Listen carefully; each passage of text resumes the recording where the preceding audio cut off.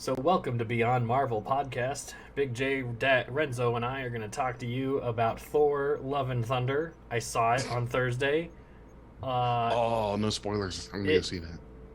it was, and I'm just going to insert a bunch of bleeps over what I'm saying right now, so that nobody thinks I'm actually talking about it. But then, and the stuff with the things and all of that, and yeah, no, it. Was it good?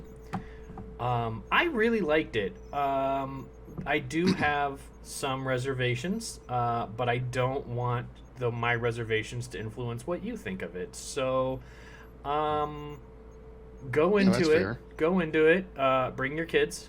They're gonna love it. Um, Sweet. yeah. Yeah, I wanna check it out. Yep. And this has been your segment of Beyond Marvel podcast. Thanks for joining. And as always, um, I don't know what a Marvel. How does a Marvel person sign off?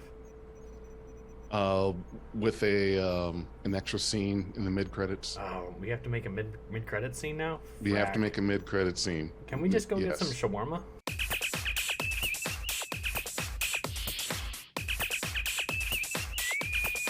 Red alert. Before we get into the summary, just because I want to talk about it. Like, I did not. I said in the last episode I was going into this blind. I hadn't looked at any of the trailer content. I blocked the hashtag for a week, Good. and I went into this, and I mean, there were a lot of holy shit moments that Yeah. that really got me screaming. I actually recorded 5.5 minutes of reactions just intermittently throughout the episode. I want to post that as like a stinger to this one. Okay. Ah, man. But as season finales go, Yeah. this was really good. I really liked this one. This was a very strong, powerful, and it kind of borrowed from Disney's whole "what if" thing that I know a lot of people in the fandom have. Maybe not particularly this "what if," but we're always looking for what if, who else was in position to do X when somebody else Yeah. did Y. It was a good what if. It was really good stuff. Ah! Yeah, what if's been a pretty mainstay thing of like Star Trek for a long time too, right? Like, what if it'd been Kirk in charge of meeting the Borg? How would that have gone? That kind of stuff. Those are things we've been asking forever. Dude. Interesting. I mean, like, I really want to just extrapolate, like, so let's just move forward in time from here to see who does what when without all the people that we see in this episode do their stuff. But first, hey everybody, and welcome back to Beyond Trek Podcast. I am your host, Dag. In the house with me today, I've got Big J and Renzo, who are also your hosts. And we are going to talk to you about Strange New Worlds, Season 10. No, not Season 10. Season 1, Season 1, episode episode 10, 10. Season Finale, A Quality of Mercy. And in just a minute, Renzo is going to give us a rundown of what happened in that episode. This is your spoiler alert. Spoiler alert. Spoiler alert. Spoiler alert. So, Pike's log opens the scene as we swirl around and over an asteroid. The building is being upgraded on the asteroid. Many ships float around it. An outpost that we learn guards the neutral zone, the boundary between the Federation and Romulan space. This was established a century prior at the conclusion of the Earth and Romulan Wars. Enterprise and Cayuga are facilitating the retrofitting of the outpost and providing essential supplies. In Pike's quarters, the captain is making pasta, mama, for the captain of the Cayuga. She speaks of rumors of advanced Romulan weapons being built, to which Pike replies that rumors are just that. No one has ever met or seen a Romulan. Pike and the captain trade barbs over the use of aliens, establishing that Pike is less interested in blaming the Romulans for rumors, but the Cayuga's captain believes them and seeks action against it. In the observation lounge, Pike and Una inform the commander of the outpost that they'll be supplying, much to the commander's relief, a series of upgrades exactly as they had requested for 5 years now. The commander's son enters, eager to meet a starship captain. His name is Ma'at al-Salah, and one of the people Pike will eventually be forced to face in his inevitable injury. Pike leaves suddenly, excusing himself as unwell. In the corridor, Una catches up to him, deducing that the boy is one of the cadets from the Vision of the Future. Pike confirms this and tells her that he's one of the cadets who will die in the accident 7 years from now. Una tells him that he doesn't have to face that alone and ask him to make a plan. Pike goes into his quarters and looks up the cadet on his pad. He begins to draft a letter to Ma'at, encouraging him to pursue his dream of Starfleet. He begins to stumble over his words when a familiar voice tells him he'll figure out how to draft that letter eventually. Surprised, Pike asks who's there. The voice stands and says, "I'd think that'd be obvious. It's Admiral Pike, complete in a maroon uniform that the audience would recognize from the Wrath of Khan and later TOS films." Here we get the credits. Admiral Pike and Captain Pike spar over the authority of the former, who reminds the captain of his first horse, Sir Nazelot, who broke his leg in a rainstorm and his parents put him down. The young Chris Pike cried for a week. Captain Pike is convinced that, as he never told anyone the story, serving as proof that he really is him from the future, and then approaches the Admiral to understand why he's here. We finally learned Pike's tragic backstory. Admiral Pike tells the captain that the letter he's about to write will change the future, leading to catastrophic results. Sure, he'll rescue the cadets and himself, but timey-wimey shenanigans are best left undisturbed. Captain Pike says he sounds like a monk from Boreth, at which point Admiral Pike admits that's how he got here. The monks wanted to kill him, but the Admiral was able to convince them to let him go back with a time crystal to show Captain Pike why he should not keep writing those letters. He offers it to Pike, telling him he knows he wouldn't put his fate before the fate of the galaxy. And so Pike touches the crystal, and we appear 7 years into the future. Captain Pike is on the Enterprise, preparing to marry 2 officers. He stumbles over the lines as he is quite confused about what's happening. A timely red alert interrupts the ceremony, and Pike appreciates the opportunity to get out of that situation as the officers present scatter to their stations. Spock hails him, identifying himself as number 1 and informing him that he should come to the bridge. Once there, he approaches Spock in the captain's chair, who tells him Uhura can inform him of the details. Uhura tells him that Outpost 4 is under attack, and Ortegas chimes in that she thinks it's the Romulans. Again. Pike sets course for Outpost 4 and engages. Pike asks Spock to join him in his quarters, and after trying to explain the truth of his situation, offers a mind meld to Spock to confirm the truth. Once this is confirmed, Spock tells Pike that the accident in question was 6 months ago and no one was hurt. He surmises that because Pike remains captain of the Enterprise in this timeline, he has to fill a place where another captain of the Enterprise might have made different decisions. Arriving at the outpost, Pike asks if any other ships are nearby. Uhura reports that the Farragut is closest, a few hours away, and that it is La'an's ship. A hail from the outpost comes through, and Commander Al-Salah reports that Outposts 2, 3, and 8 are gone, destroyed by a weapon of enormous power, with no ID on the hostile. Hansen begs for help. Pike asks if Ma'at is with him, but he's not, to the captain's relief. Hansen tells Pike that there's something coming, fast, and shares his readings to the Enterprise. On the view screen, a Romulan bird of prey decloaks and finishes off the outpost before going invisible again. Spock notes that the instant appearance may be a requirement to fire weapons. Farragut hails Enterprise with James Kirk at the con. He's offering his assistance. Spock reports findings, suggesting that they can track the enemy vessel and that the vessel cannot see them as well. While motions for action are tossed about, Kirk suggests that they should shadow the vessel to buy time to hear back from Starfleet before engaging the bird of prey. Agreed. Pike calls Sam Kirk to his ready room. There, Pike asks Sam to tell him about his brother James. Sam tells him he's ambitious and likes to bend the rules, but he's as good a captain as Starfleet has to offer. Spock calls Pike to the bridge, where he is informed of a comet ahead. It seems to be reflecting a transmission, and Spock puts a recording of it on screen. We see the Romulans, finally and apparently as Northerners, hence the blades on the forehead. The classic TOS adversary fanfare from the original episode plays as the camera zooms in on Mr. Spock, who raises his trademark eyebrow to much satisfaction. Kirk beams over to the Enterprise and proceeds to the observation lounge, where they discuss the timely appearance of the Romulans. Ortegas bristles for a fight. Kirk offers that in this event is a tactic to cause a rift between the Vulcans and humans. Ortegas points out that they're losing their prey as it heads closer to the neutral zone. Spock says they should intercept and destroy it, while Mbenga votes against starting a war. Kirk says that the Romulans will see them as weak if they don't strike, and Spock concurs. Pike is still reluctant. A moment later, Kirk offers an alternative. Use the comet to secretly flank the enemy and strike it after it passes through the tail.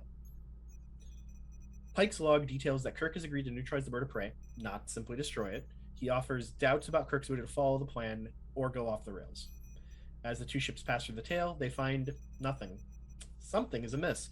The bird of prey has dropped back and gotten a lock on the Farragut. Enterprise tries to intercept, but not before the Farragut takes critical damage. We see Farragut roll, and Kirk spirals along the screen, just like he did in the original episode. Pike fires on the bird of prey, drawing their attention away from Farragut long enough for them to take a hit from the plasma weapon, which is far less effective as expected. Spock says it's the range, the weapon must be meant for close strikes. Pike, as the survivors of Farragut, beamed over. La'an is in the first group and gives Pike a hug. Surprised by her soft side, Pike says as much, and which confuses La'an, who has had 7 more years of experience than the Pike we see on screen remembers. Kirk is beamed over and angrily tells Pike that they need to talk.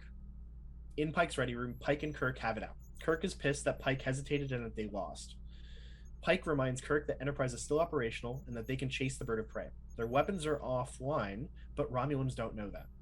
Pike hails the bird of prey and offers a 2-hour ceasefire in the name of preserving whatever fragile peace remains. Kirk is surprised by the overture, but the Romulans return the hail. Pike makes a plea in the name of a valuable peace over death. The commander counters Pike's order a show of weakness. Why should he listen? Pike threatens to destroy them before they can make it home.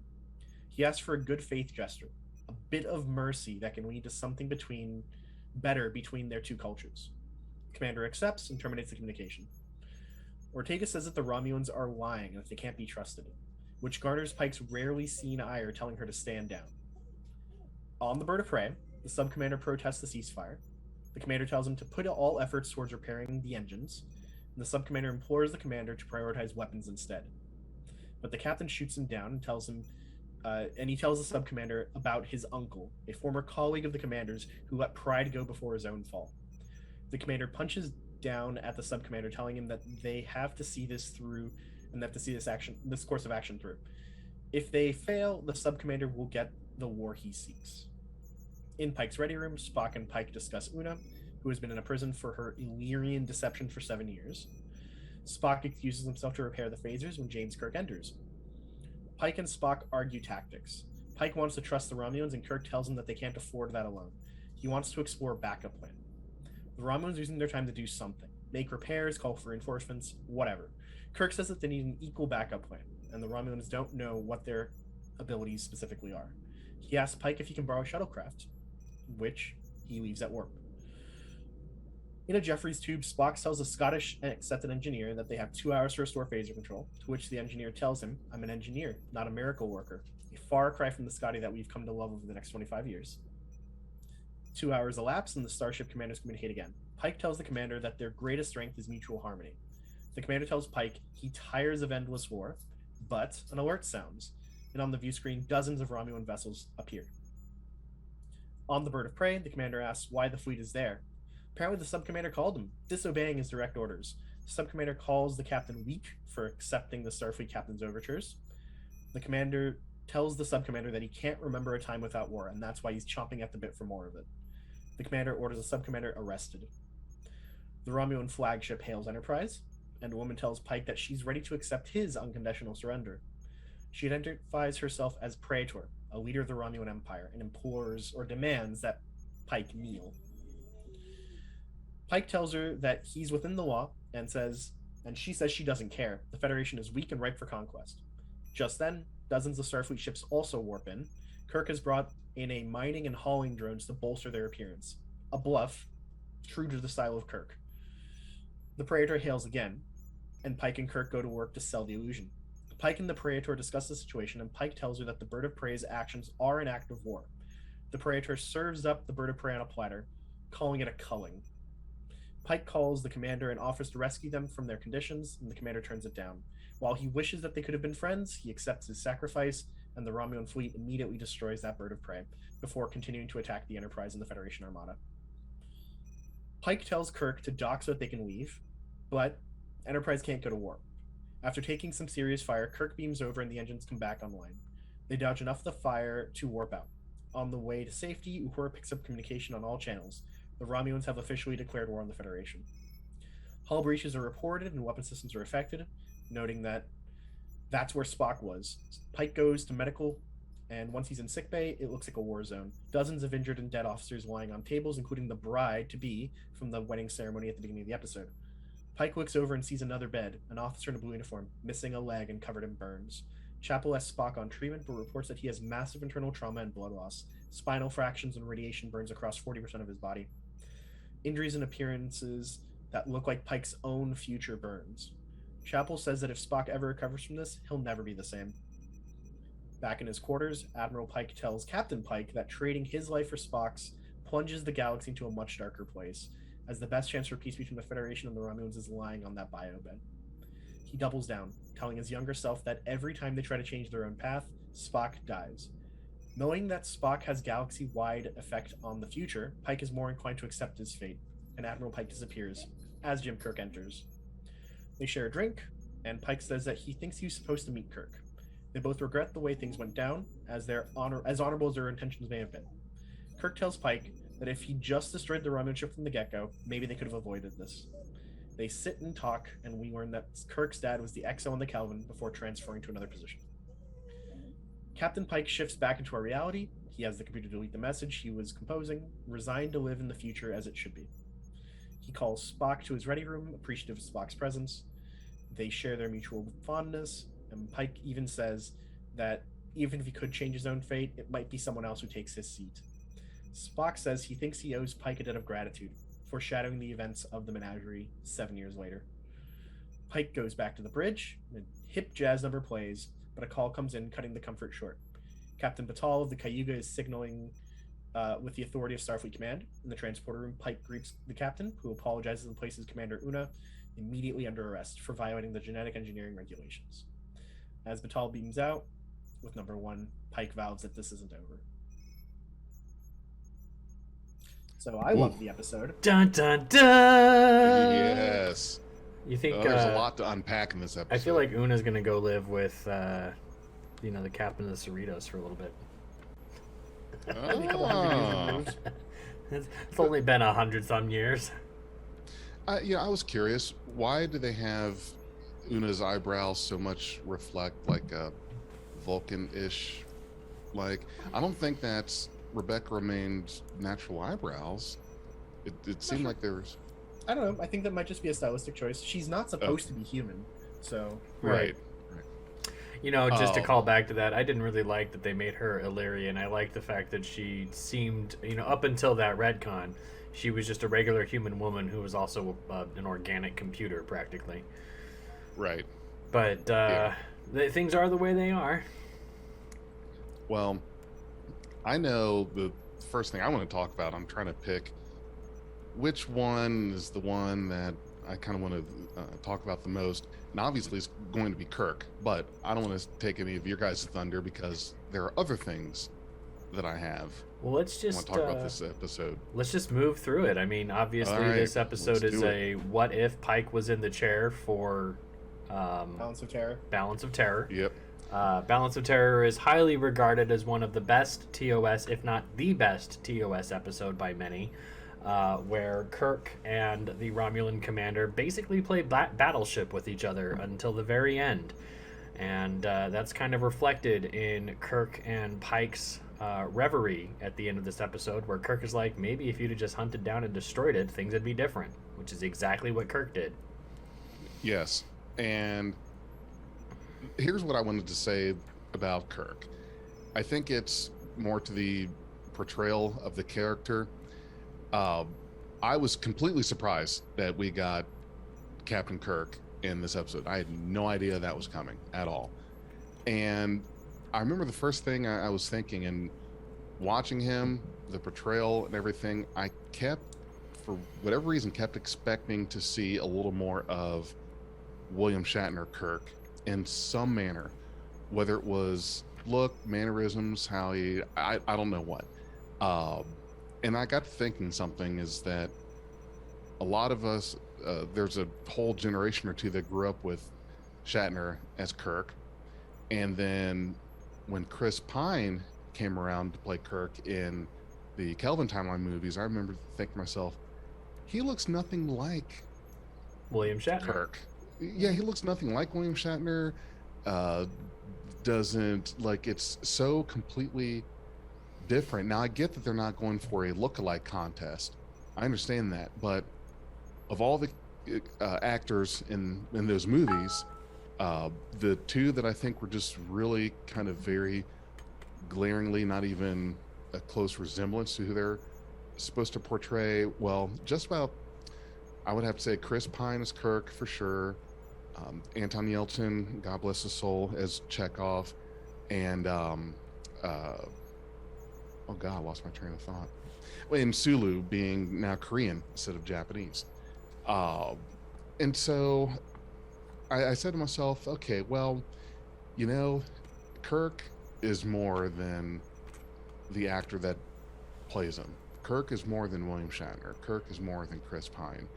And this portrayal, I like. I'm glad that it's new. And there was an interview done with this actor in regards to not wanting to mimic either of the prior actors that played Kirk, which I get was great. I mean, you don't want to have a William Shatner or Chris Pine, type of impersonation happening up there. So I like the angle of it. It got me thinking more of Kirk as a character. He can be really played by just about anyone, like James Bond. You know, there's been so many actors play James Bond, so what the hell? There can be other actors play Kirk. So I liked the character, the portrayal of him, and I like the juxtaposition of Kirk and Pike, and Pike being an older, kind of wise, more seasoned captain, and Kirk is younger, more brash. He's on the YOLO side of things. So Kirk is more cowboy, and Pike's been around for a while, and he's kind of a little more conservative. And it was very interesting that they picked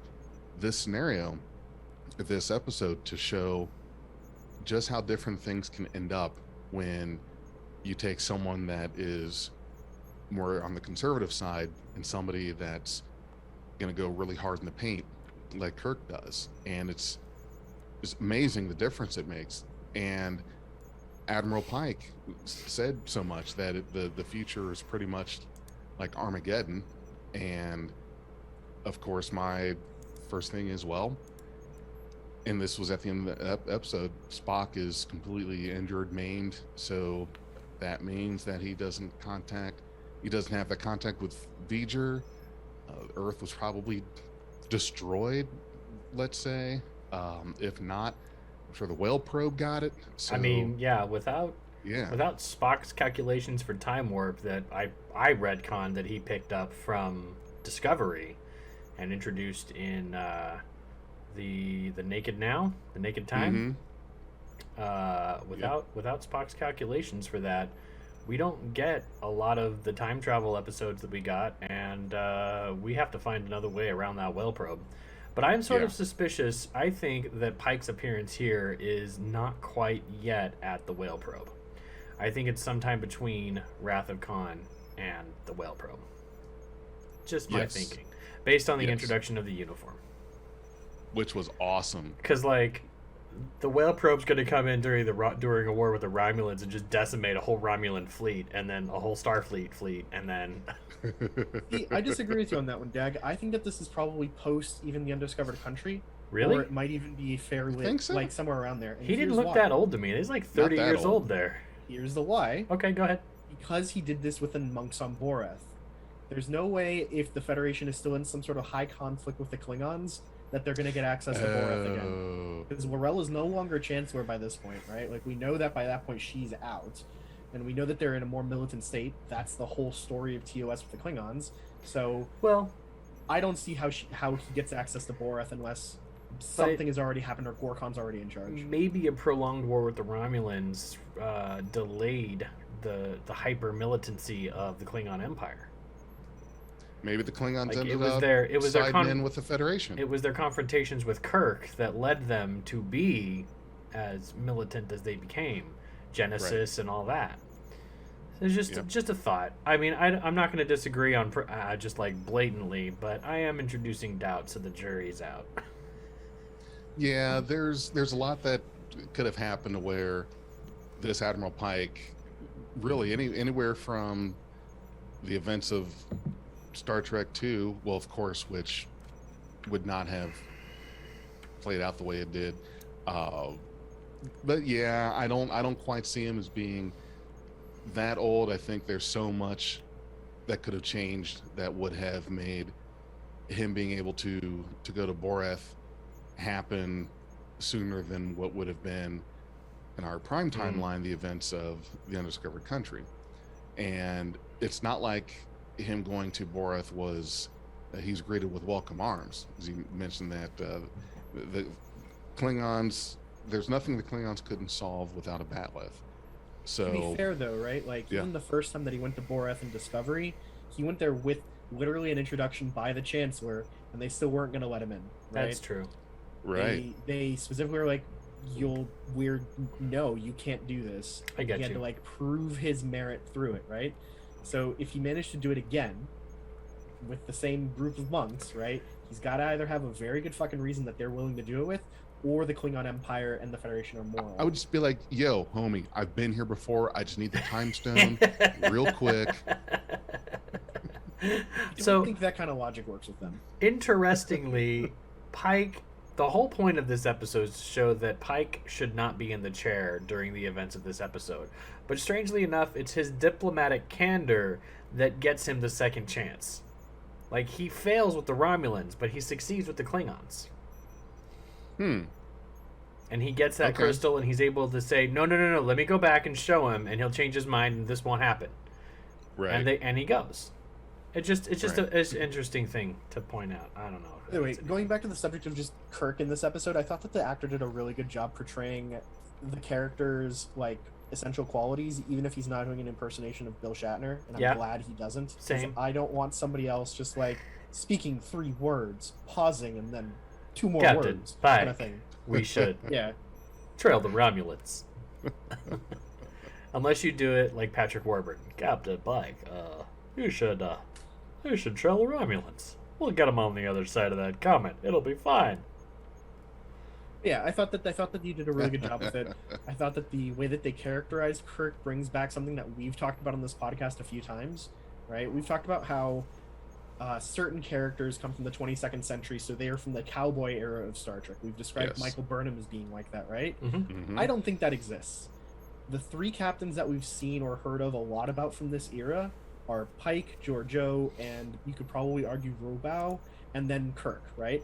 Of the 4, the only one that we know is cowboyish at all is James T. Kirk. The other 3 are all diplomat by the book types. In particular, we know that, I think Michael Burnham was right. We should have fired first the binary stars, but Georgiou was considered one of the best captains in Starfleet, and she was like, there's no way we could even consider that, right? Pike seems to be on the same boat. Right, so I think that the standout here is just that people like Burnham, who are willing to fire first, and Kirk, who is certainly willing to fire first, are the exceptions, not the rule. Right, and I think that I get your point about the other captains. I'm wondering if it has more to do with the mission of the ship that's being served on, in that the Constitution class ships were created and designed for those long-term deep space out in the frontier type exploration, where the commanders of those ships, you can't contact Starfleet every time you have a question or need something, because you're getting so far out that your response time is seriously delayed. So you're kind of making up your rules as you go, and that's where I can see those frontier captains like Kirk being like Kirk, and your in established territory captains like Georgiou. I don't think that's true, though. I don't think Georgiou is an established territory captain, because in Battle of the Binary Stars, she's on the edge of Federation space repairing a a subspace comm relay that went down on the edge of Federation space. Robow with the Kelvin was also on the edge of Federation space when it happened to him too, right? Like, and both of them defaulted to, oh shit, somebody's being mean to us. Let's try talking to them first. Let's not fire back first, right? I don't think that this is something like the captains of Constitution class ships are brave and want to get into fights. I don't think that that makes any sense because Pike was the second captain of the Enterprise, and so he's got just as much experience there as anybody else. Right. Yeah. Yeah, I can buy that. I think that's It's just fair. making us reevaluate what we thought of the 22nd century captains. Like, we thought that they were all cowboys like Kirk, but now that we've got some more Right. data points, I don't think that's true. He was unique in that, which was probably what made him such a standout in those days, was because of that cowboy type thing. But yeah, really interested to hear what you guys have as your main, like, this is my topic. I did want to bring one more thing up for you, Dag, right? You said that the whole Illyria thing for Una is kind of like a retcon. Just so you know. I mean, the books did it, but the books did it in 1989. The books have had this for her for a long okay. time. So that's important to note that the books did it in 1989 because pop quiz. In what year was the Cage first broadcast on television? 1964. That is incorrect. No. It didn't air. No, it didn't air. It didn't air until they did the TNG special that was between season 1 and 2, because of the writer's strike for season 2 delayed the start of season 2 of TNG, and so that was in 88. In 88. Exactly. Yeah, The 88 Cage they did showed not that. air until 88. The regular people, like the super fans, got it on VHS in 86. But regular fans did not see it on television until that special in 88. And if they just waited a year to write a book to be like, oh, by the way, she's genetically engineered, I will cede Right. the argument. I'm good. Yeah, I got all discombobulated. It was 64 was when It was the shut original down. pilot Right. was shown and shut down. Yeah. And what famous female producer co-financed the second pilot of Star Trek? Lucille Ball. Lucille Ball. Yeah. Ah. I love Just Lucille. make her an honorary admiral at this point. Yeah, I know, right? Absolutely. Just put her on the nameplate of every starship going forward. So one of the big things I wanted to bring up was something that I think got more explanation in this episode than it did in the original Balance of Terror. Sure. Right? The Romulan plasma torpedo, which is what's behind me on the screen. Yep. So in beta canon, it gets a lot of further explanation that it is a siege weapon, essentially. It can hit ships, but it's not made for it. It's made for a nearby strike on something truly devastating, right?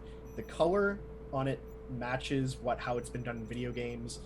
If you go further away, its firepower decreases geometrically, and so forth and so on, right? So the fact that they stuck with not only the look of the original, but the rules of the games is fantastic for me, at least, because I liked how the rules worked for plasma torpedoes.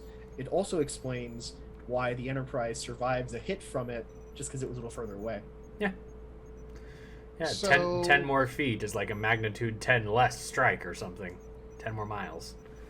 Because they're not fighting they're not fighting like close range. It's not a They're knife fighting. fight, yeah. They're fighting at hundreds of miles, if not, excuse me, Right. Well, thousands of kilometers.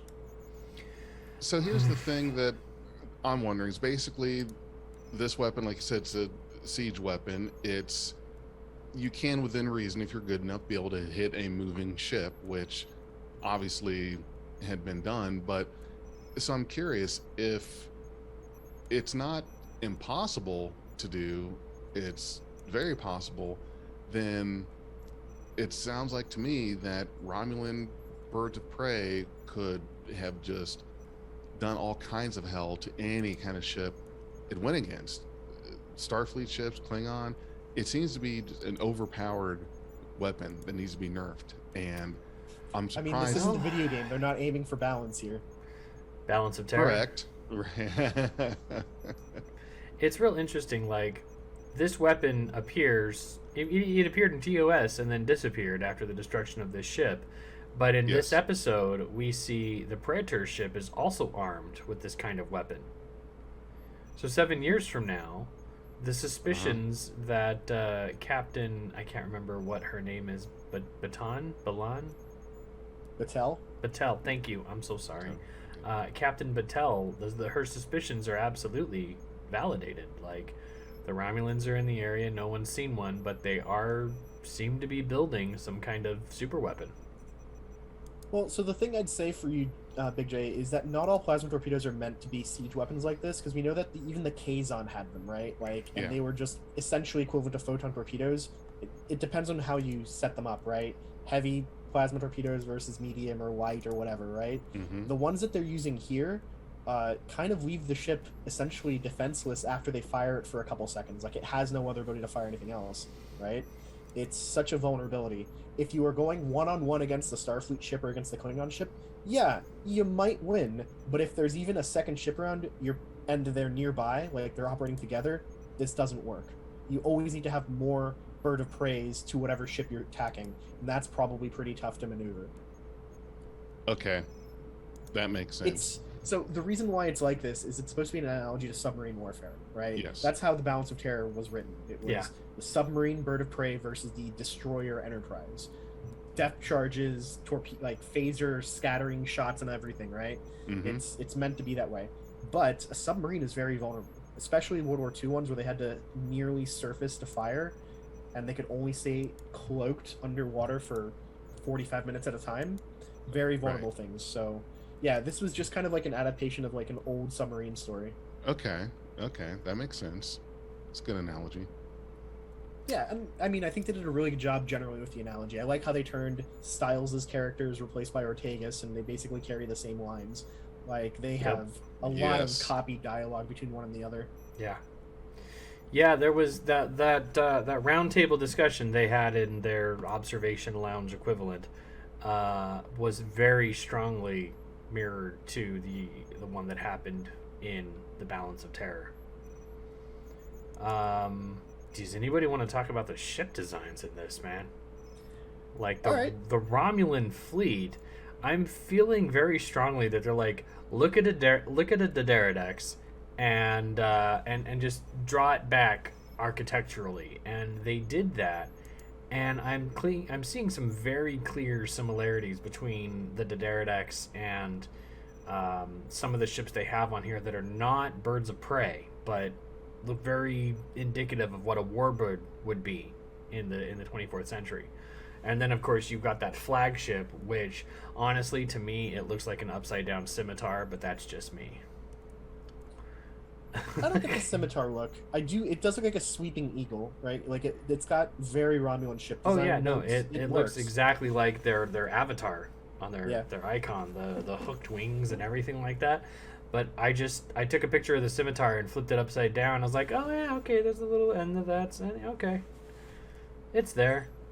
But yeah, I actually am a huge fan of the design for the Farragut. It's essentially a TOS-ified version of the Miranda class, which is perfect, right? We kind of always suspected that there was something that the Miranda was upgraded from, much the way that the Enterprise, refit was upgraded from old Constitution classes.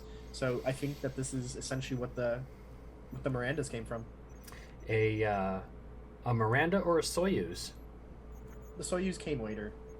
Did they? But the Miranda stuck around longer, yeah. When were the Mirandas introduced? 2282? Mm-hmm. And the Soyuzes were 2278. Well, what year was Wrath of Khan? Wrath of Khan was 2284. I believe that even... the timing is unimportant. On there for a few years. I just remember Captain Morgan Batesman saying that he had been in the region for the year was 2278, and I was like, okay, just a few years after the Phantom Menace. My God, what's wrong with me? You're out of here. The motion picture, but that also draws back the year of introduction for those uniforms, 2278. Which, that's a bit long. Okay, so 2278. To 2293 at least. At least, right, with the inauguration of the Enterprise B. Right. That seems like a long time to be on one uniform set like that. That's just because we're used to... Yeah. Yeah, we're just used to the costume designers going nuts every season. But Correct, yeah. an interesting thing though is not a lot of people know that the Monster Maroon lost the undershirt after 2293. All appearances Correct. of it in the Lost years. Yeah, I mean it's a collar. I thought it was like connected to a shirt, but I don't know. But anyway, all appearances of the Monster Maroon after that lack the collar or undershirt there. And I liked how it looked on Admiral Pike in this episode. That was You it was know, good, crisp. one I thing do I have one more didn't thing to add like. about the Farragut. Okay, let's talk about the Farragut before we get back to uniforms. I just had one more thing to add about it, right? Sure. I think it's also the most damaged we've seen a Starfleet ship all at once and not immediately explode. Oh It had shit, yeah. The entire front half of its saucer like atomized, and the thing's just kind of hanging out, and it's going to lose life support in 5 minutes. It's going to hang out for more than 5 minutes. What about the explosion of like the forward quarter of the Enterprise saucer section? Yeah, but then it exploded.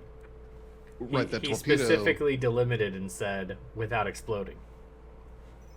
No, he's talking about Discovery Season 2 finale, I Right, think. yeah, Discovery Season 2 when Oh. Yeah, that That- was a that- good wedge out of the front, but I think this is still more. Ah. okay. Because if you look at the Okay. shots of the Farragut, like its entire front half of its saucer is just gone. Yeah. I am featuring images like that from the weapon strike to And that was a hell of a the hit. Farragut. I mean, compare it to like scenes from the Dominion where Miranda class gets like a little hole blasted through it against the Dominion, the whole ship goes poof. yeah. Boom! Or the Odyssey that cut like a little damage on its deflector dish, a little damage on the cell, and then poof. Yeah, Yeah, like no, this the is very Farragut was a tough much. ship. This is very much like Yeah. almost half the saucer section gets blown away here, and that You're really right. that really sucks. It's pretty cool though. It's a cool look. It The is, fact that this and ship survived that kind of damage. interestingly, in this image that was captured by our friends at cygnus-x1.net, if you're watching us on YouTube, we have images. You can actually see that the nacelle pylons are swooped. They're not straight. Oh, They're are kind they? of swooped in there. And I think we lost Let's Renzo, look at that. and that's okay. Yeah, yep, that tends to happen with mine. We lost he's- Renzo. We lost Renzo. Oh, are we Oh, back? there he But is. he's right there. He just paused in time. Uh-huh. No, last I heard you were saying they have a swoop, and I was agreeing because I thought it was a neat Swoop. little detail. Yeah, the nacelle pylon, and what's interesting about it is you can see it in that scene where the Farragut is sort of destroyed and drifting, but it's also shown in the display on the Enterprise. On the Enterprise, where they're looking at it in the operations, you can see the nacelle pylons hook under the saucer section. They don't just stick out like you would expect, like lower decks, or even on the Soyuz or the Miranda. So there's definitely a architectural decision to protect the pylons. But on the uniforms, if I can go back to when we were Back talking about the uniforms, sure, uniforms, sure. you know, Yep. they introduced the Delta pattern in Discovery, and at the time I was like, this feels like heavy marketing. But then in Strange New Worlds, the Delta pattern is now present kind of on the yoke and the sleeves of these new uniforms. I don't like it on the Monster Maroon variant here. I just don't like Really? Why not? the Delta. I don't know. There's something about having that vinyl there that makes it feel more fashion and less function.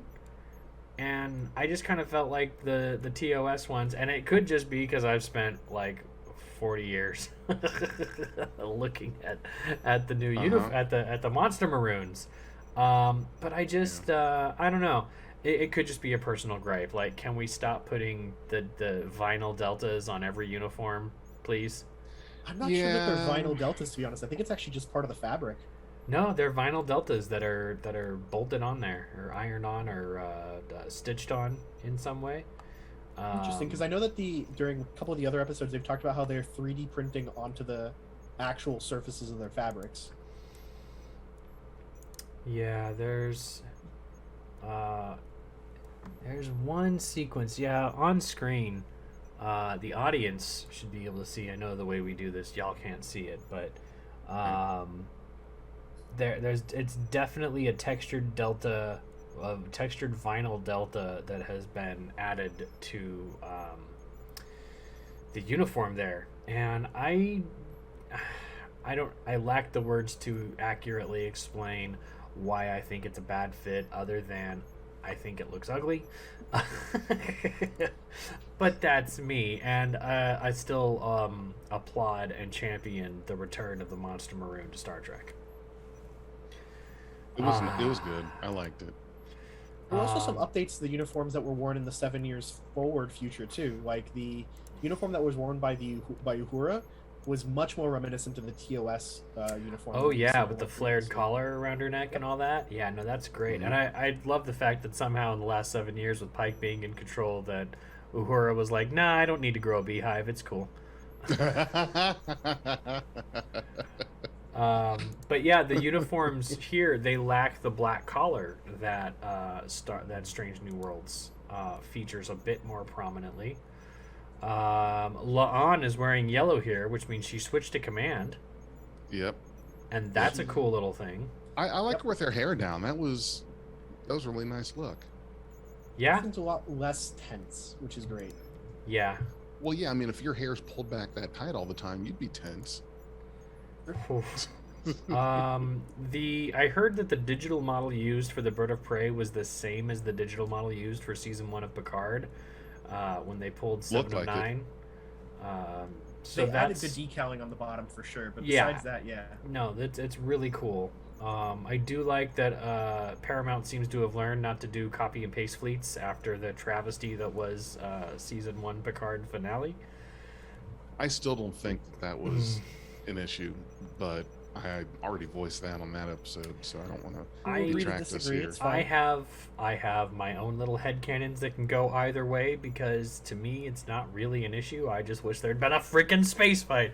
But this isn't Yeah. the Beyond Picard podcast anymore. Speaking of which, this is actually the last of our episode reviews for a bit. I think we're on a bit of a break after this. We've had Oh, God, I really? think we've had 46 straight weeks of new Star Trek, starting with Lower Decks last year, going through Wow. Discovery, then Picard, and now Strange New Worlds. So, welcome to the longest stretch of new Star Trek since ever. I don't think we've ever had 46 straight weeks of new of new No. episodes or content. Nope.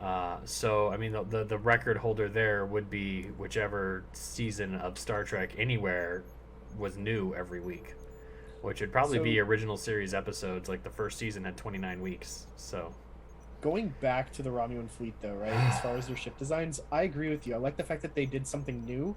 There are definitely lots of Bird of Prey-ish ships. We even see the snipe that we saw in Lower Decks with the wings in the opposite direction. So, great job taking from Beta Canon. I agree. There's definitely something that looks just like a Dederadex, but like older. Like something that would have been a proto Dederadex.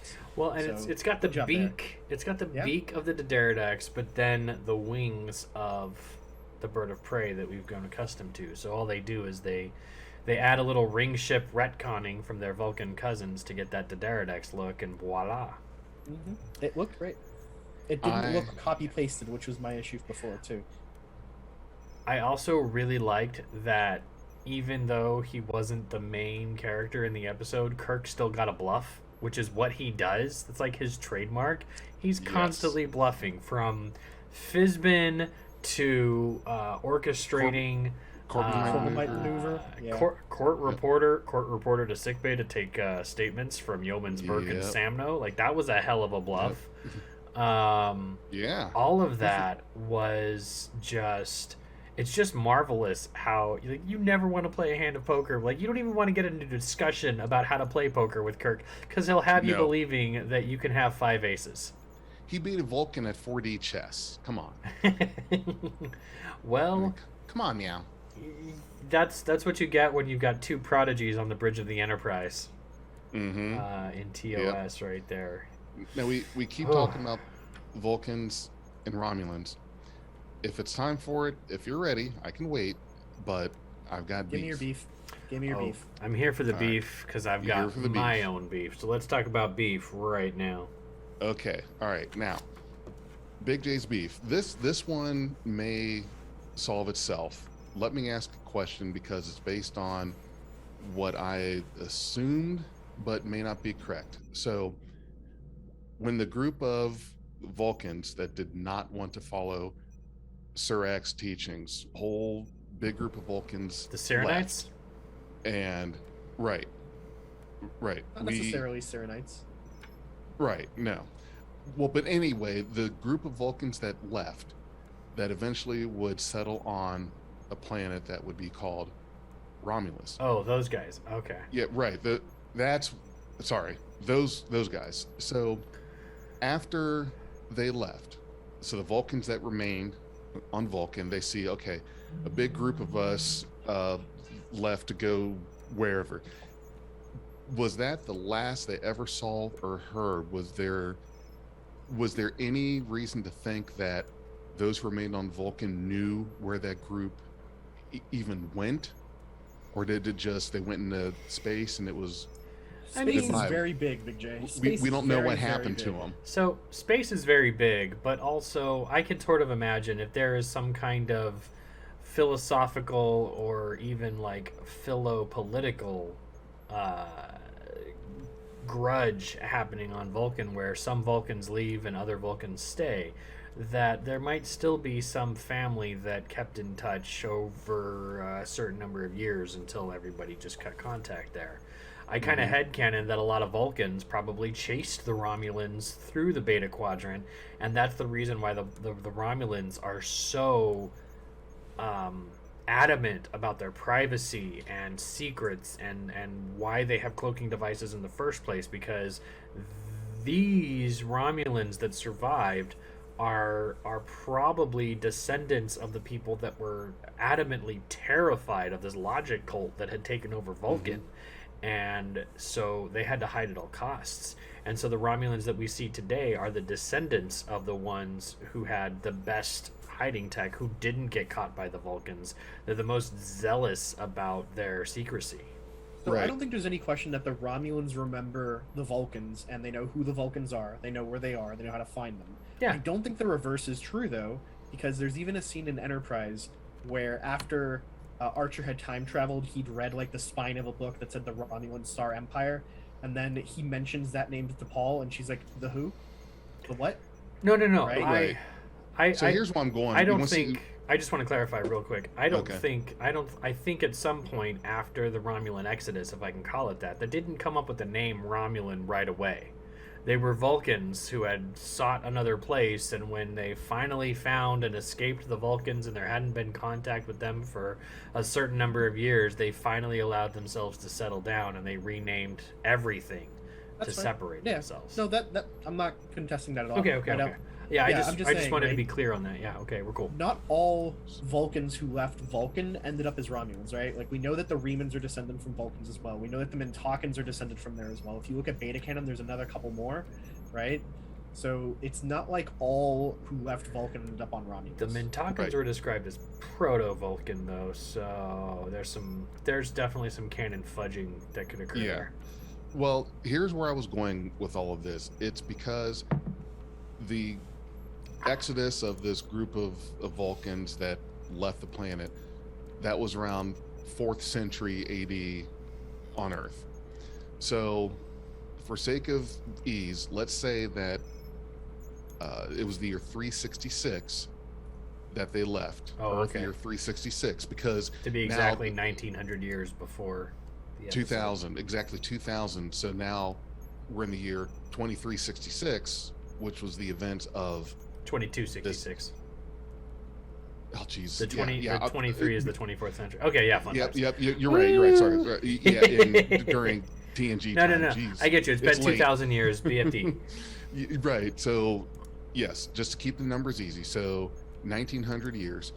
The thing that I had the problem with, at least I thought I had a problem with, was the fact that in that time, that at no point that any Vulcan or government on Vulcan was able to say that, well, even though no one's ever seen a Romulan, there's a possibility that it was this group of us that left. But it sounds like when they left, it's I just don't even gone, went dark, and Yeah. the Vulcans really had no idea who the Yeah. Romulans were, and it was a surprise to everybody when they Yeah. saw them. I think there's even another step to that too, right? So if you look at technology in Star Trek, right, typically you can find some sort of lineage between like what they looked like 200 years ago and what their tech is now 200 years later, right? Mm-hmm. In this case, we're talking about 2,000 years essentially of time Yes. difference between the two. And I would wager that when the Romulans or the proto-Romulans landed on Romulus and Remus to start with, they probably had to essentially start over from scratch. They had to redevelop a lot of things. Their warp drives that they came with probably didn't work, so they had to develop new ones. They had to reinvent things. That's why we never see a ring-drive Romulan ship, even though all the Vulcan ships of the time were. Well, curiously, you had a good note there. The Earth-Romulan wars were fought without warp drive, weren't they? No. The Earth-Romulan wars were fought after Archer's time, so they had warp. What was it that they were lacking then? I mean, they couldn't. They They were didn't have lacking subspace content. communications. They didn't have subspace comms. communications. Okay. Right, Okay. subspace comms. All right. All right. So, For some reason, I mean, so this Okay. is one of those places where Star Trek is kind of shitty about its consistency. Well- like the Romulan bird of prey was originally described as being pure impulse, no warp drive, right? Which is Mhm. ridiculous because it could never get anywhere in that situation, right? So Right. headcanon, ignore that, right? So if the Romulans didn't have warp drive up until the 22nd century when they're attacking along the neutral zone, they're Right. not a relevant thing. So it doesn't make any sense. So right, that they couldn't was have an empire. Right. no, that was kind of my thing, and I guess it's not really substantiated because we can't say conclusively that anyone on Vulcan had any reason to know Even where record they. keeping back then was really shitty too, right? Like they I'm lost the sure. Kirshara. Like they lost the most Yeah. foundational text of their own belief system somehow, Basically, their Like, version of the yeah. Bible. Yeah. essentially.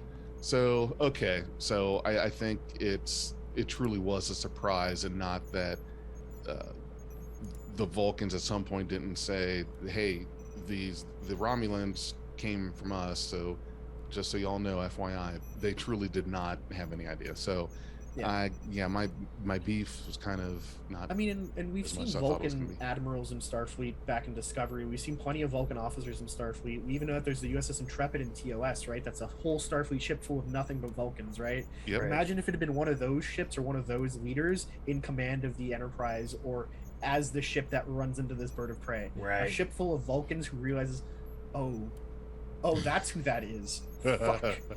I don't think that they would have taken a second to blow it out of the sky. Nope. Oh. Contact the Vulcan High Command. Tell them we found them and we're following them back home. Send the missionaries. Yeah. Oh man. Hey, just as a point of trivia here, Uhura during this episode is wearing the same earrings that Nichelle Nichols wore in the episode that this copies. So Oh, There's that's a cool. lot of really neat, Coolness like there. shot for shot nostalgia there too. So I have Mhm. Jay. Is your rant? Are you good with your Yep, beef? yep, Is your beef, I'm Is your good. beef well done? it is. Because It's my well beef, done and tasty. my beef is raw, and it Ooh. needs a hearty rant to sizzle nicely. All right, let's sizzle it. Let's All hear right, I'm gonna get through this as fast as I can because I wrote this as a rant and I needed to get it out of my brain as fast as possible. it. Oh. Timey-wimey shenanigans. All this episode really does is show that Pike shouldn't be in command of the Enterprise by the time of the events in question. In fact, we know from TOS that Pike wasn't in command at the beginning of the original TOS, and that Menagerie takes place about halfway through that season or 6 months into that year.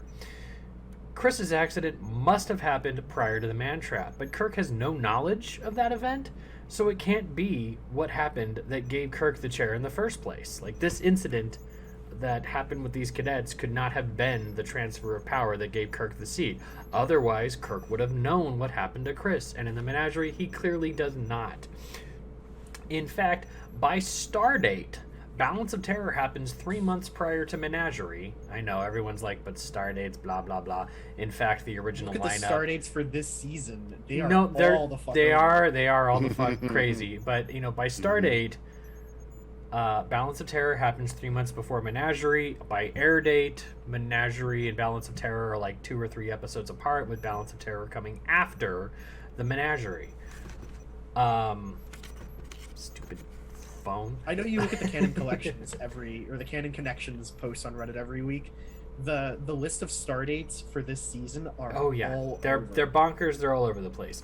But the idea is that, Pike has to attain the rank of fleet captain before this accident because there's no way he gets promoted after the accident happens. He's in recovery.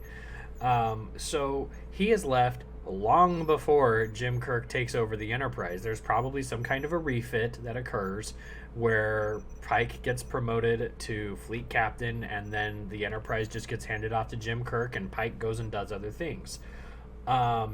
Sort of like how when Kirk leaves, it gets passed to Decker and refit them for TMP. Right, and then Spock in Twok. Spock in Twok. Hey, it rhymes. Spock and Twok. I like it. Excuse me, I need a Spock and Twok.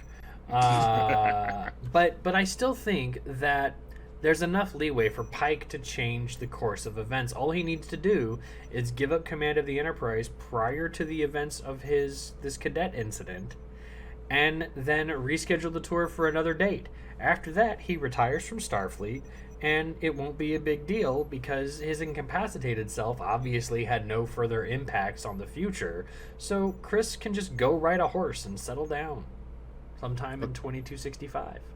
Final Okay. destination.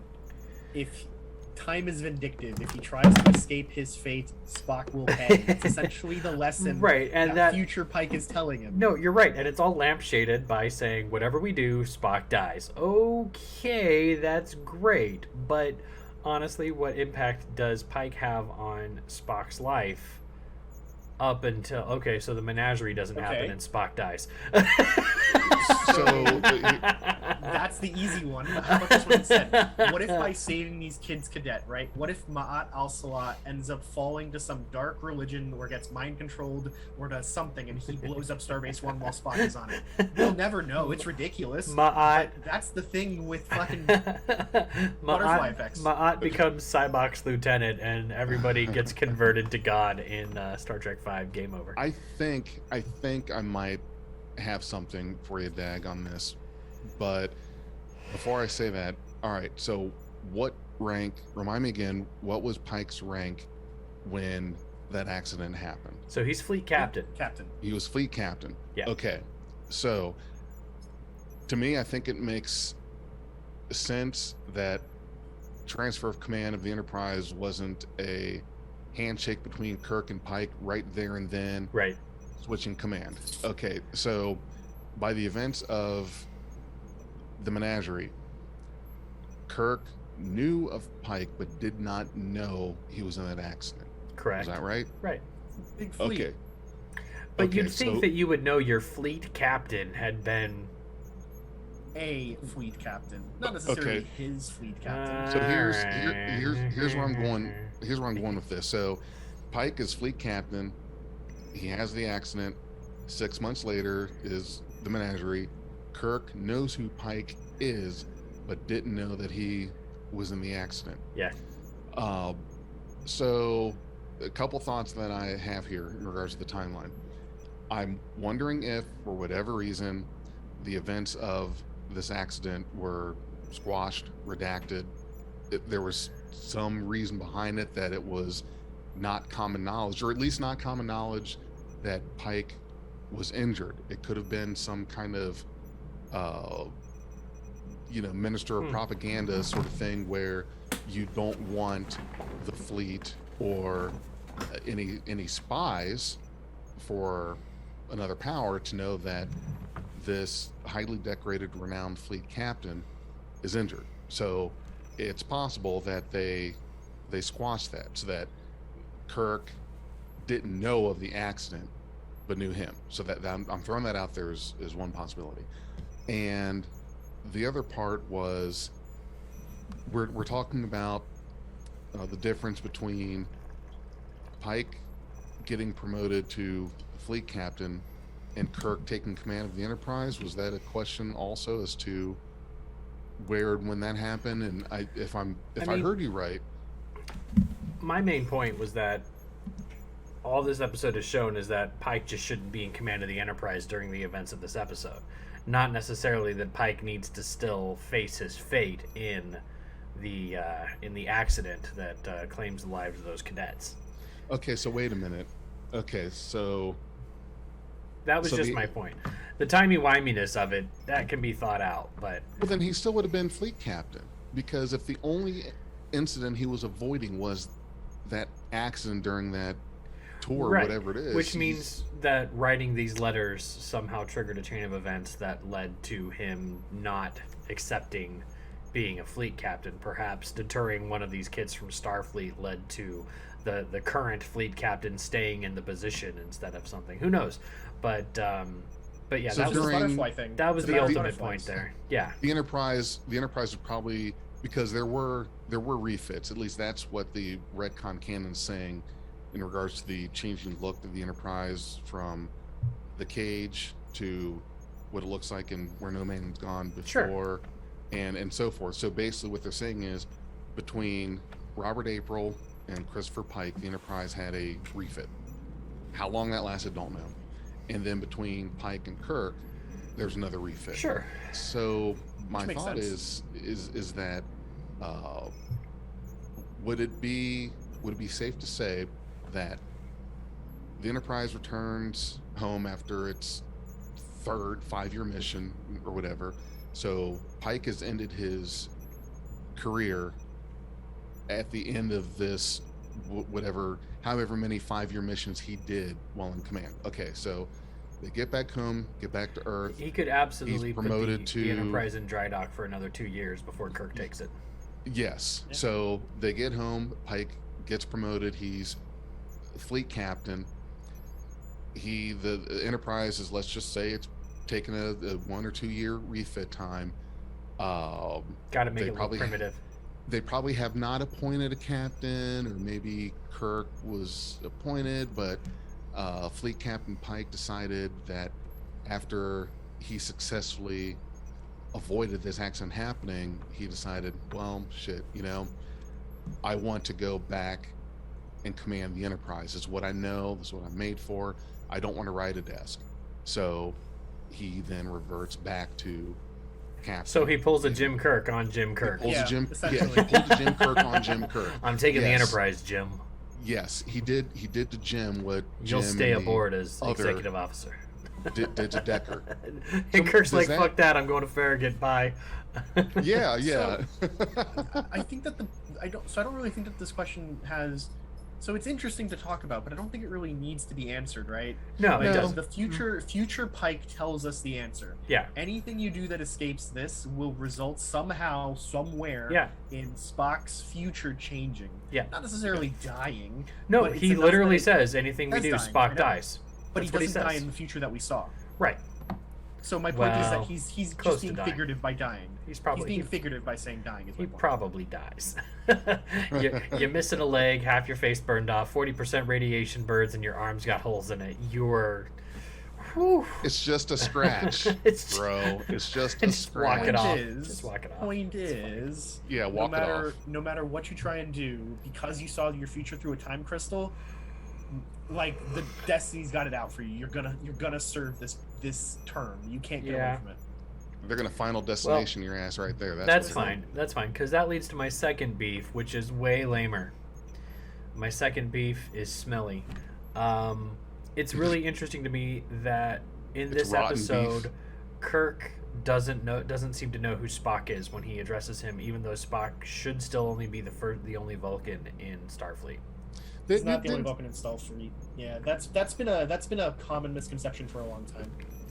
It didn't seem that that Kirk didn't know of him, didn't know him. I'm sure he knew of him, but their interaction to me just was like, hey, what's up? It's not like they didn't have the kind of interaction that would lead me to think that Kirk didn't know him and should have. It was just, there was no interaction. There was no circumstance where they had to have a prolonged conversation. There Alright. just wasn't. It's fine. Additionally, we've seen that I'm there's sorry. there's Beef was Vulcan smelly. admirals. There's Vulcan admirals in Discovery. We've seen Mhm. other Vulcans in Starfleet. We know that the USS Intrepid was made up Wow. of all Vulcans. So like this whole like Spock is the first or only Vulcan in Starfleet, I don't think has ever. made Wasn't the sense. point that he was the first Vulcan, but what was meant was the first Vulcan / human hybrid, because here's the thing, and this is what I'll use as a comparison. Barack Obama is named as the first black president. He's half black, half white. Correct. Spock, he's half Vulcan, half human, being called the first Vulcan in Starfleet. It's kind of like, okay, when you're half of something, which one do you check on your license application at the DMV? Like, you know, so it's kind of like that. Obviously, Spock was not the first Vulcan. If that's true, I am dismayed that the United States descriptionalism survives into the 23rd century. Sure, yeah. I hate to say it, but it's the only way I can explain. No. There's definitely, like, I ascribe to the idea that Spock was the only Vulcan in the first and only Vulcan in Starfleet as of the original series. We've seen Yes. Discovery retcon that. Thanks for the reminder. Yeah. Even in TOS, there's a thing that counters it too. The USS Intrepid, which was a Constitution class ship, and it was crewed exclusively by Vulcans. So Right. they stepped all over their asses on. Well, Yeah, but then again, well, you know. this was pointed out as well that McCoy, Dr. McCoy, made a comment very early on in the original series that Earth, that the humans had conquered Vulcans. Oh boy. Yeah. I can't recall what Ooh, episode boy. that was said, but it was definitely. Oh no, I know it's true. I just yeah, Yes. they forgot that real quick. I mean, they even were happened making real mistakes like that by fast. TNG, right? Like, there's a scene when the Enterprise first finds a Klingon battle cruiser, and it's one of the old Katinga types, right? And Mhm. behind the Klingon captain, there are Federation symbols behind him. It's like, oh, are they implying that the Klingons joined the Federation? Ooh. Well, they rough. even said that. Like Wesley and Worf have a conversation in season Yeah. 1. It's like before your people join the Federation or whatever. Yeah. Yeah, no, Like, they we've okay. never been good at this. All right, so headcanon, Right. these one-off references need to be thrown away. If you Yeah. disagree with us, let's shell it out in the comments. Let's hash it out on Twitter. You can hit the podcast at Beyond Trek Pod. You can talk to me at Trek Nexus. You can talk to Renzo at Hawk Shark, and Jay doesn't have a personal Twitter, so you got to go through me to get him. Yes. If you want to talk to me, you need to set an appointment with Dag. And that's just how we do it. Oh, I'm gonna get all this fan mail now. That's gonna be like, I want to talk to Jay. Oh, nobody wants to talk to Dag. Oh man, Renzo, what didn't we cover for you? Only last thing I had outstanding that I really wanted to mention was I really like the way that the Anson Mount, Pike's actor, handles the confusion from the wedding scene at the beginning, because it really makes the episode kind of come together when you see this is the same wedding from Balance of Terror, and then at the end of both episodes when they look inside of the sickbay to see who died from the battles. In Balance of Terror, it's the groom, husband. and it's the Yep. groom, and in this case, it's the bride. Yeah. Right. So it's really Yeah. cool how like they managed to make good acting performance in that scene, and yet it also ties both episodes together very Yeah. nicely. Yeah, it does, and I really appreciated that too. I Big like J- the wear the GoPro on your waist and have it in front of you while you're. What Did you do wanna they bring up call the that? Scotty What thing is at all? that? The what? The Scotty thing at all? Hold on, I'm still on this. What the GoPro? What? You, when Pike was walking into sick bay, you know the thing they do where it's like there's a camera that the actor's Oh wearing. and yeah, it's no, just to speaking add of that the stress thing. to that scene. Yeah, no, I like that. I like when they do this. But okay, so here's the thing. Why? Obviously, that was Scotty. We all know that. Yeah. But why play with our emotions? What was the problem in just Because it's a season finale on a cliffhanger, my dude. What better way? So we lost Hemmer and we got Scotty, and maybe we'll get another Scotty. I wish I would have been here for talk of that episode because I called it. I told you Hemmer was going to get Tasha Yard, didn't I? Yes. I said that was happening. Yes. So yeah, I guess we didn't get with Pike remaining in command, for whatever reason, we don't get McCoy, we don't get Sulu, we don't get Chekhov. We had Scotty, but we can't see him. I'm a little It's a surprised shame. we didn't get McCoy, but at the same time, I know of no one who could play McCoy. Carl Urban. I mean, he did, but I still... Carl, Don't do that to us. Carl Urban captured all Different of timeline, all of different McCoy's cynicism, but Yep. didn't have that Southern charm. Nope. And if we're gonna go a different direction with McCoy, if he's introduced into Strange New Worlds, I'd like to see more of that Southern charm. I'd like to see walk into his quarters and he's just poured a mint julep. That's what I want to see. Well, but why do we accept that this Kirk is not emulating William Shatner's Kirk, but we want to see McCoy, the new McCoy, be like the TOS McCoy? I just want to see the charm. We've already seen the cynicism. Carl Okay. Urban extracted McCoy's cynicism and embodied that aspect of the character. So we've seen left the charm at home. We've seen McCoy. We've seen the cynicism incarnate. I would like to see a little bit more of the charm with that Gotcha. cynicism. Okay. Not that I need a clone of DeForest Kelley or his performance of Leonard McCoy. Just Correct. that I missed that in Carl Urban's performance. Okay. All right. So I've covered all the stuff that I had on my covered it plate. all. We've gone through my beef. Yep. We've gone through your beef. Renzo. We've gone through the ships. Everything is pretty. We get some very little time with La'an and Chapel in this episode, and it's the third episode in a row where we get very little time with Una. But obviously, Una is going to be next season. We're going to get Star Trek: Strange New World season 2, movie 3, The Search for Una Chin Riley.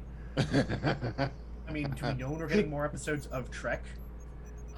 We know that Lower Deck season 3 is due sometime out this year. Hopefully, it's kind of ambiguous. But San Diego Comic-Con, July 21st through whatever, there are definitely panels featuring our favorite producers, including Mike McMahon from Star Trek Lower Decks.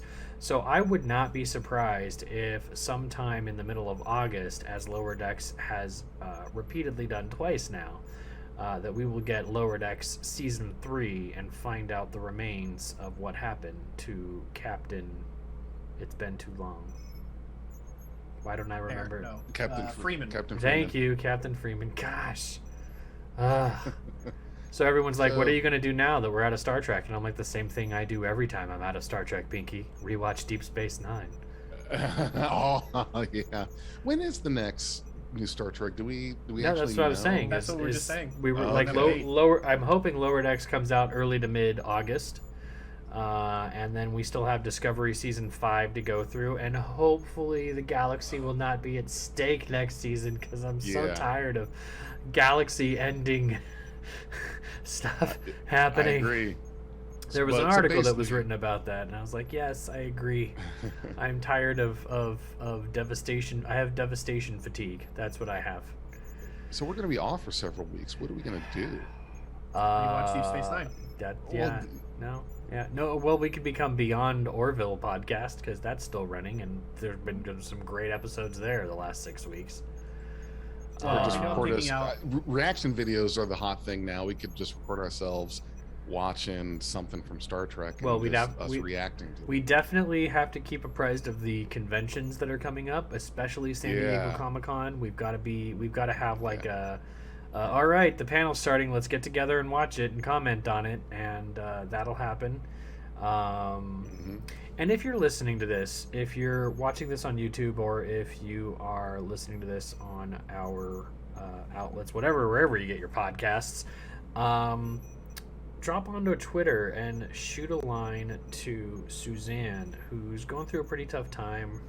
Their mom just had surgery, and it's been really tough. So if you could drop some words of love, even just to the podcast at Beyond Trek Pod, we'll happily forward the notions to Suzanne, who could not join us tonight, but did write a synopsis for us. Yep. Thank you. Hope all is well. All right. So All right, I don't know about you guys, but I'm ready for bed. It's time for ice cream. Oh, that sounds so Maybe nice. ice cream in bed. I don't know. But It's the best way to eat ice cream, in bed. really, Sure. Seems messy. I want to have. We're gonna have to have a sequel to this where we discuss the merits of eating ice cream in bed. But right now, audience, if you like eating ice cream in bed, don't forget to do all the things. Like this episode, subscribe, even become a Patreon. You know, just for $1 a month, you help us. Look forward to editing and all the other fun things that come with not being on the air at the time of the episode.